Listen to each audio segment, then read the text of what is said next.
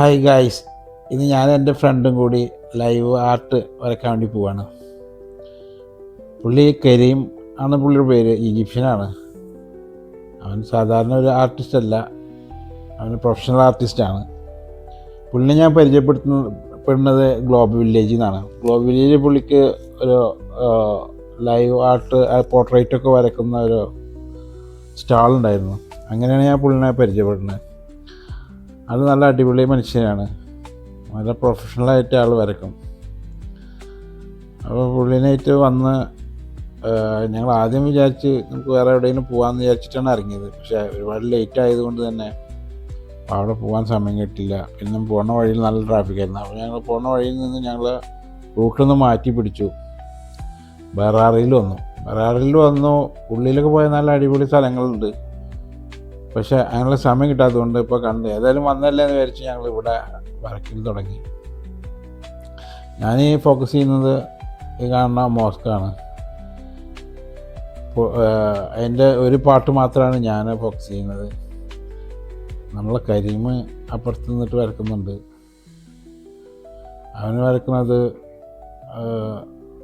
പള്ളിയുടെ മൊത്തത്തിലുള്ള സ്ട്രക്ചറാണ്. ലൈവ് വരയ്ക്കുക എന്ന് പറഞ്ഞാൽ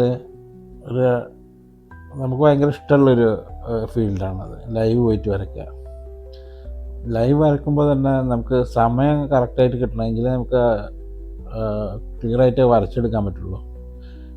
ഞാൻ കൂടുതലും റിയലിസ്റ്റിക് ചിത്രം വരക്കുന്നത് കൊണ്ട് തന്നെ എനിക്കൊരുപാട് സമയം വേണം ചിത്രം വരച്ചെടുക്കാൻ. പിന്നെ നമ്മളത്ര എക്സ്പീരിയൻസ്ഡ് അല്ലല്ലോ, അതുകൊണ്ടുള്ളൊരു പ്രശ്നമുണ്ട്. ഞാൻ ആ പള്ളിയുടെ ആ സൈഡാണ് വരച്ചത്. നമ്മളെ കരീമോ ഇതേപോലെ ഇത് വരച്ച് വെച്ചിട്ടുണ്ട്, നല്ല അടിപൊളിയായിട്ട് വരച്ചിട്ടുണ്ട്. നമുക്ക് വരക്കാൻ ഇനിയും സമയം വേണം. അങ്ങനെ വരച്ചുകൊണ്ടിരിക്കുകയാണ്.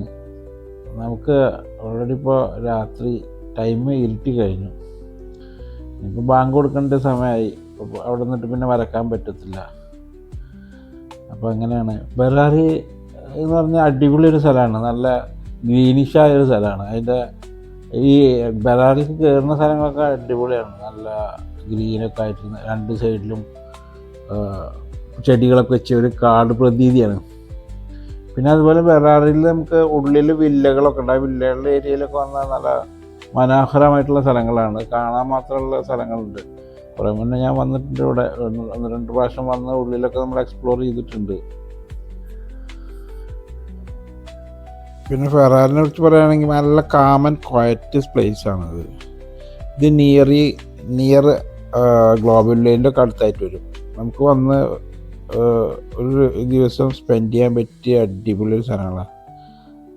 പിന്നെ ഞങ്ങൾ ചിത്രമൊക്കെ ഇങ്ങനെ വരക്കുന്ന ഇതിലാണ് ഒരുവിധം ഇങ്ങനെ ആയിക്കൊണ്ടിരിക്കുകയാണ്. ലൈറ്റ് ഒരുപാട് കുറഞ്ഞു പോയി.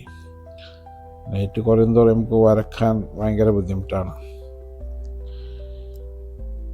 ഈ ആർട്ട് ഞാൻ വരക്കുന്നത് അക്രോളിക്കിൽ കൻവാസിലാണ് വരക്കുന്നത്. നമ്മളെ സുഹൃത്ത് കരീം വരക്കുന്നത് ചാർക്കോളിലാണ്, പേപ്പറിൽ. അപ്പോൾ നമ്മൾ ആർട്ട് കാണാൻ വേണ്ടിയിട്ട് ചില ആൾക്കാരൊക്കെ വന്നിരുന്നു അവിടെ. പിന്നെ അത്ര ക്രൗഡില്ലാത്തൊരു ഏരിയ ആയതുകൊണ്ട് തന്നെ അങ്ങനെ നമുക്ക് അത്ര ഫോളോവേഴ്സിനൊന്നും നമുക്കിവിടെ കിട്ടില്ല.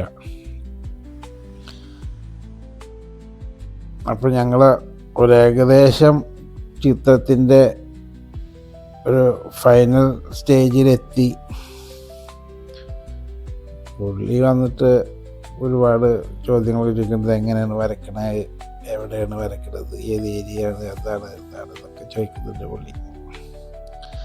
പുള്ളിക്ക് പഠിക്കണം, അതെങ്ങനെയാണ് വരയ്ക്കണ പഠിച്ചത്, അങ്ങനെ ഒരുപാട് ക്വസ്റ്റ്യനുകൾ ഉണ്ടായിരുന്നു പുള്ളിക്ക്. കരീം വരച്ച ചിത്രം ഓൾമോസ്റ്റ് കംപ്ലീറ്റ് ആയി.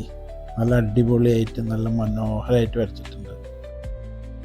ഒരു ആർട്ടിസ്റ്റ് എങ്ങനെ ആയിരിക്കണമെന്ന് നമ്മൾ കരീമിൽ നിന്ന് പഠിക്കണം. കാരണം എന്ത് മീഡിയം കൊടുത്താലും അത് അടിപൊളിയായിട്ട് ചെയ്യുക, അതാണ് ഒരു ആർട്ടിസ്റ്റിൻ്റെ കഴിവ്. അങ്ങനെ ഞാനും ഒരുവിധം ചിത്രം വരച്ച് സെറ്റാക്കിയിട്ടുണ്ട്.